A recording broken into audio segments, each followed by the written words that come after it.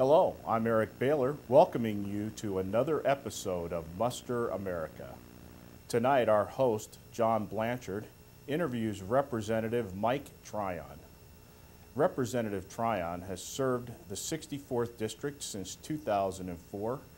He is a staunch supporter of veterans' issues in Illinois, and tonight's topics covered will be unemployment rates in McHenry County, taxes on businesses in McHenry County, veterans' issues including cuts to VA facilities, mandatory funding, and mass transit issues in McHenry County. Let's take a look at the interview. John Blanchard from Muster America, joined by State Representative Mike Tryon, the 64th District, our hometown district here for McHenry County. Representative Tryon, thank you for joining us. It's good to be here, John. I'm going to be very quick. I know you've got a very, very busy schedule, doing everything you do in Springfield, everything you do here, and then trying to have a little bit of time for yourself for watching the cooking channel, perhaps. Absolutely, my favorite TV show. Yeah. The unemployment rate in McHenry County and the state and the country is rising. In McHenry County, it's not at an all-time high, but it is rising. That, coupled with the jobs from the United States, Illinois, and McHenry County being shipped overseas or being outsourced, how can we tie these together along with the number of unemployed veterans and homeless veterans? How can we bring all this together to solve all three of these problems? Well, you know, John, we're not just competing with China and Korea. We're also competing with Wisconsin, Indiana, and Iowa. And what we've done in here in Illinois, because of some of the initiatives of our governor, is we've created an atmosphere that's very much not friendly to attracting jobs or to any business. In fact, right now, as we sit here today, we are about to lose 458 jobs from Danville, Illinois to Georgia because they look at the attack on business from a gross receipts tax, and now we have in front of the General Assembly a 3% payroll tax for employers to pay for the governor's health care plan. Because of those initiatives, we're seeing that we're not attracting jobs to Illinois, but we're losing jobs to other states. In fact, last year in McHenry County, every manufacturing business got a letter from the governor, not our governor, but the governor of the state of Wisconsin, asking if they would want to consider relocating to Wisconsin. And that's pretty frightening because we're a border county. And most of our manufacturing facilities are small, could move right over the border and still keep their same workforce and be a Wisconsin company. So it's very, in my opinion, one of the things that we have to do is we have to be able to be competitive with our other states. When you look at an international level, because of NAFTA and GAFTA and the Chinese trade agreement and so forth, you're looking at really a global marketplace.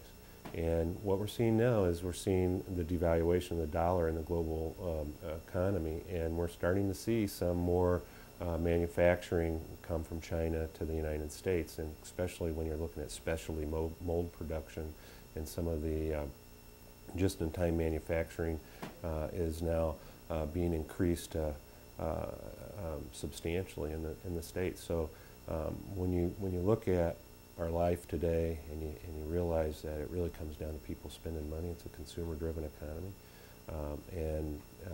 When you look at the global marketplace, we have to be able to compete globally, and that's starting to happen now. So I'd like to think that in the next 12 months we're going to see a rise out of any slip into a recession back to a more robust economy.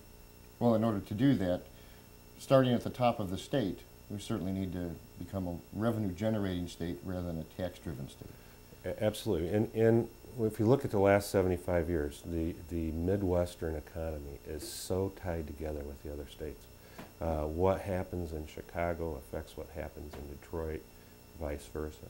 But in that 75-year period, there has not been one economic downturn that Illinois wasn't leading the Midwest out of that economic downturn, and that is not the case now. Ohio has added percentage-wise more jobs in Illinois. Iowa has been doing much better with manufacturing jobs and overall job growth than Illinois has. So when you ask yourself, why is that? It really is the atmosphere that's being created by Governor Blagojevich. Let's tax business.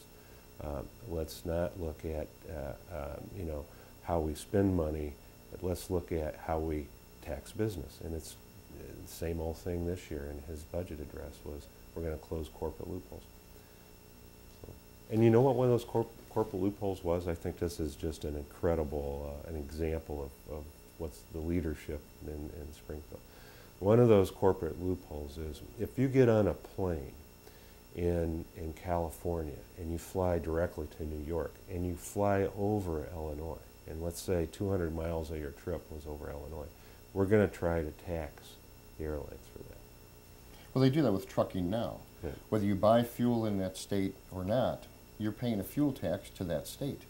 As long as you're on that road, and even if you do stop there to buy fuel, your state fuel tax is calculated over the entire route for passing that state. So taxing email is going to be next. Probably. But on the airlines, I don't know how you would find out what passenger went where. I mean, I don't even know if it would be profitable for the state to have that tax. But that's not the kind of way, that's not the way we should be looking at solving Illinois' economic problems through those types of especially through any kind of tax on business that's going to cause us to lose business. My for-profit companies, NASA Inc. and NASA Corp., both have been hit by the state of Illinois taxes. And we should pay our share, absolutely. You have to.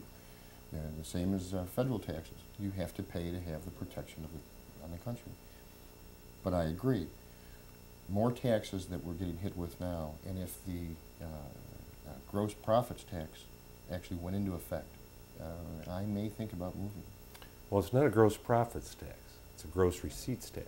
Receipts If it was a tax. gross profits tax, it'd be an income tax. But that tax that the governor proposed was a tax on your gross. Now, it didn't make any difference if you lost money or made money. If you did $3 million in business, you were going to pay 5%. No, it doesn't matter where you made that money.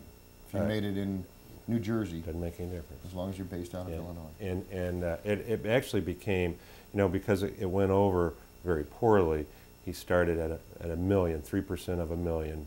So then that didn't go over. He upped it to 2 million, and then before you know it, it was at, I think, 5% of 5 million or something like that.